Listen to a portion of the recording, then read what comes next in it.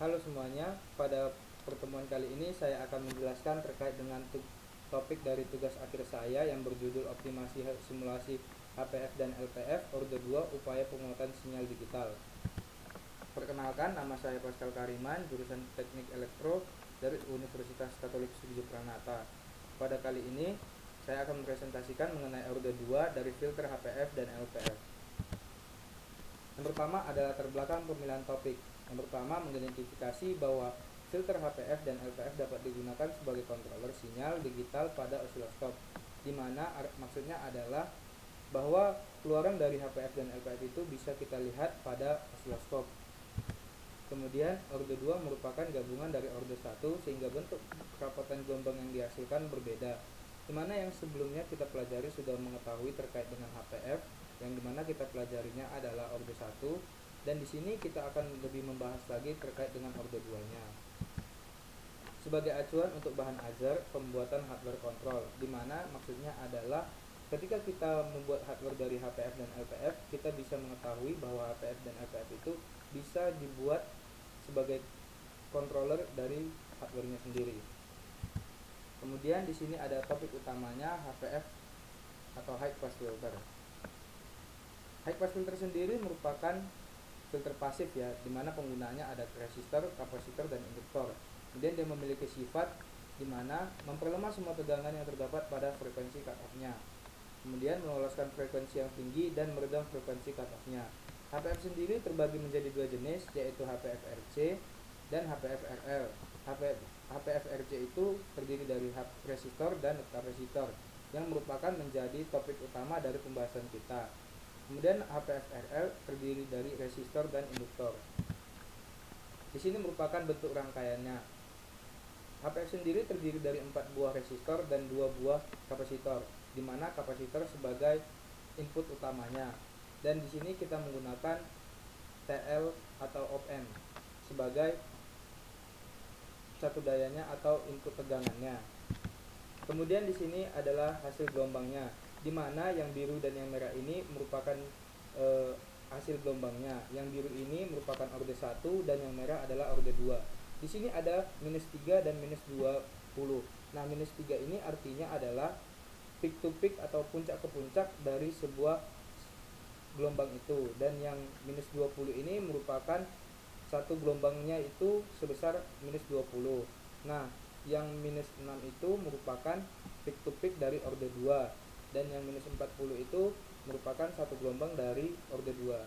Di sini kita bisa dapat simpulkan bahwa setiap terjadinya orde atau pertambahnya orde, maka peak to peak atau puncak ke puncaknya maka menambahkan hasilnya, dimana bisa menambah menjadi 3.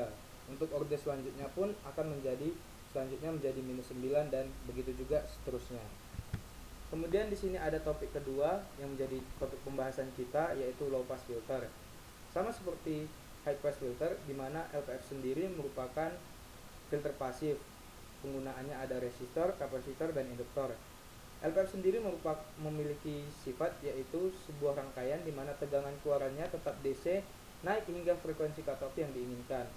Filter yang melewatkan sinyal dengan frekuensi yang lebih rendah dari frekuensi cutoff dan melemahkan sinyal masukan dengan frekuensi di atas frekuensi cutoff. Ini merupakan bentuk rangkaiannya. Sama seperti high pass filter, low pass filter juga menggunakan 4 buah resistor. Namun yang membedakan adalah resistornya itu sebagai input untuk masuknya sebuah sinyal itu sendiri. Dan di sini merupakan hasil gelombangnya. Sama seperti yang tadi yang di HPF.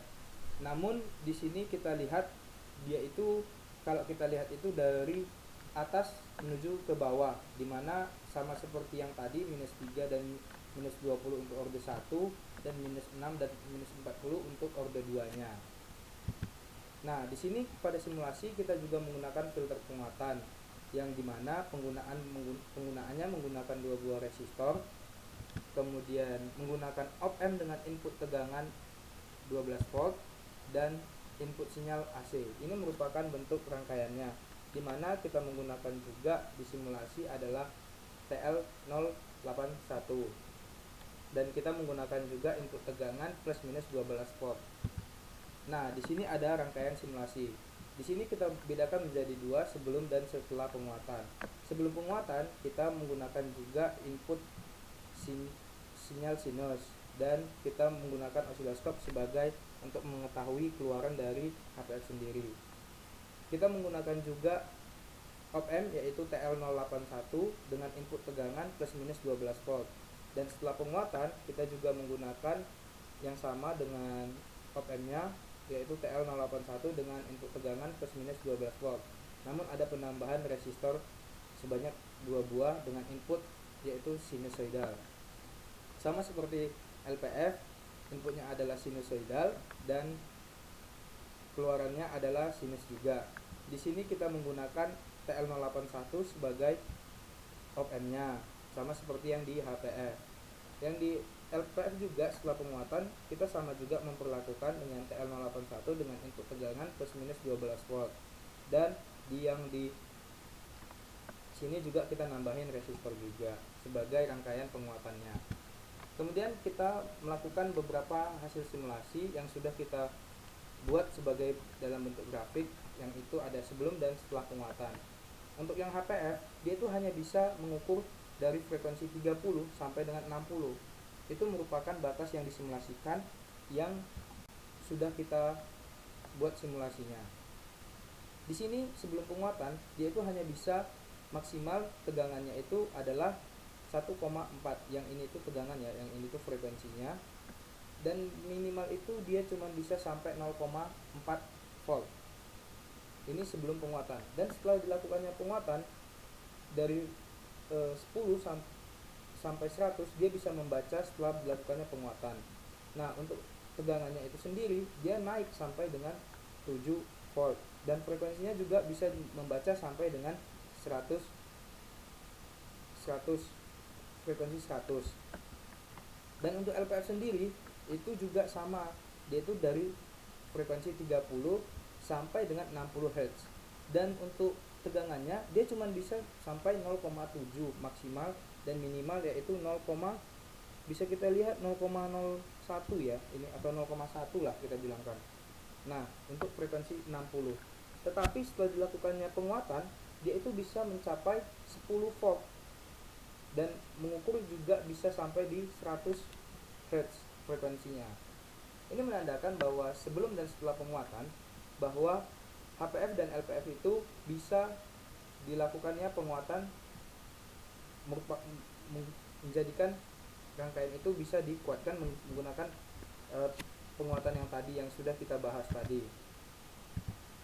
Sekian dulu penjelasan saya terkait dengan topik tugas akhir saya. Saya mau, jika ada kata yang salah dan penjelasan yang saya yang kurang, saya ucapkan terima kasih dan selamat